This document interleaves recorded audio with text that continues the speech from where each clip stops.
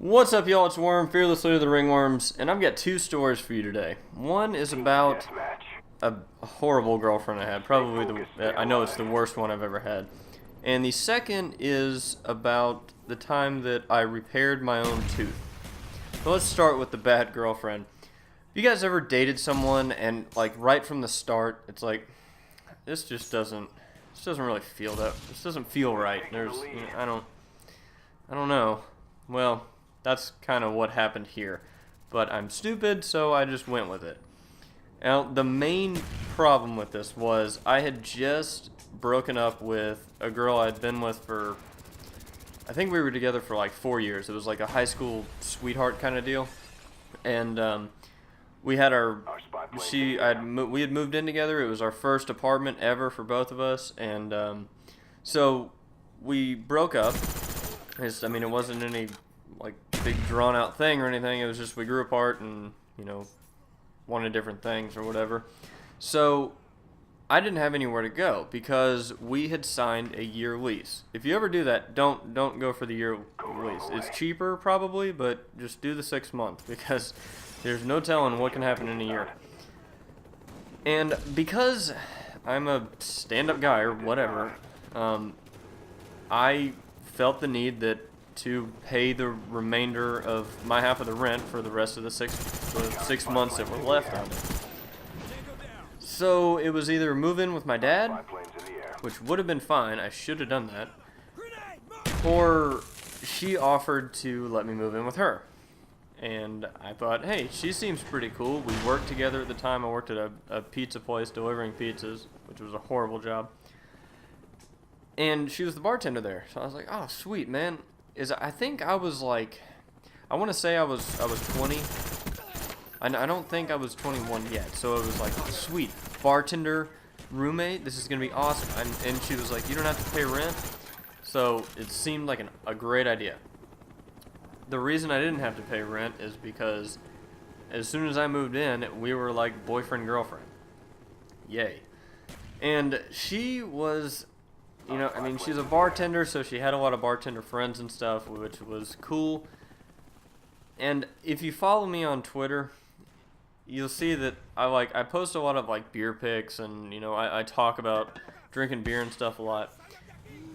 Nowadays, I don't get completely hammered drunk every single night drinking beer. I mean, I like to come home at the end of the day, drink a couple beers, go to bed. When I was living with her, we were going out and getting just completely trashed so often at clubs, not little bars, I mean like clubs, that the bartenders there knew us by name and knew what we were drinking and stuff, which is not a good sign. It's not good when you're at a really like a popular club so often that the bartenders are like, oh, hey Warren, you want a Bud Light or you want a shot of Jaeger or what? I think I was real into Jaeger back then. I can't drink that shit anymore because of that. So one night we were out at one of these clubs. I can't remember which one it was. Just getting completely just straight up tore up from the floor up. Just why did I just say that? We were just completely plastered. And a lot of times when I get to drinking, especially if it's like hard liquor, I start to get really grumpy. Like I'll just get pissed for no apparent reason. And that happened this night. I cannot remember what happened, but I don't know. I know I fucking was so pissed at her. I was just, so mad. And we'd gotten back to the apartment. I was pissed. I wanted to leave. And she shouldn't have let me leave, but she was not happy about me leaving. She would not let me leave. We were just sitting there yelling at each other and stuff, and she shoved me up against the fucking wall at one point. And I was like, alright, don't put your fucking hands on me. And, in our drunken rampage, we were all yelling and stuff, and she did it again. So I pulled up my phone and called 911, and I was like, the cops are going to be here if you don't let me fucking leave.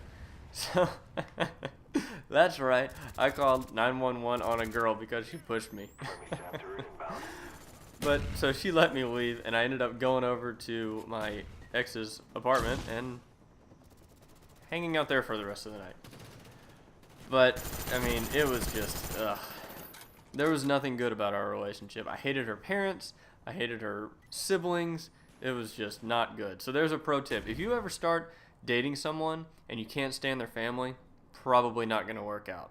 Just get out while you can.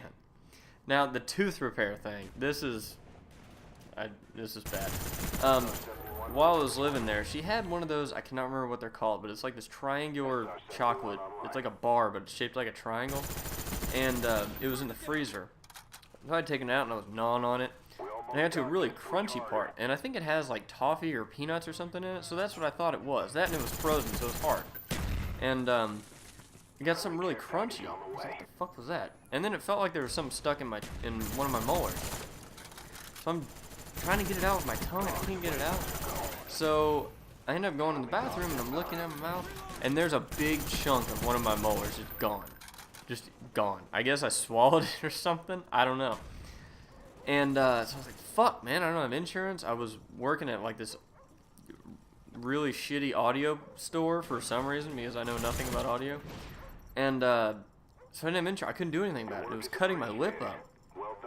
So what did my dumbass decide to do? I went and got fingernail clippers. And you know the little nail file that flips out? Yeah, I got one of those and filed my tooth down. And it worked.